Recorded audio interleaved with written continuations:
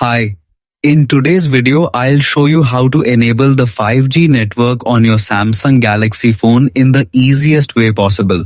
If your internet feels slow or you want faster download and streaming speeds, turning on 5G can make a huge difference.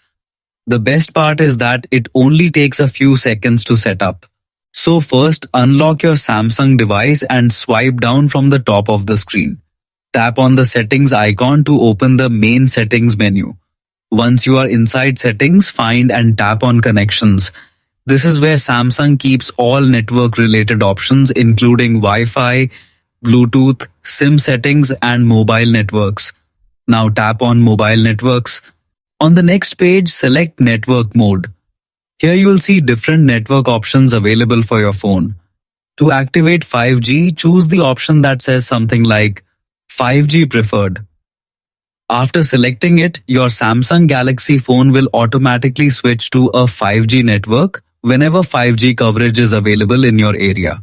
You should now experience faster internet speeds, smoother video calls, quicker app downloads, and better online gaming performance.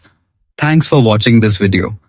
If this tutorial helped you, be sure to leave a like, subscribe to the channel, and turn on notifications for more easy Samsung and Android tips.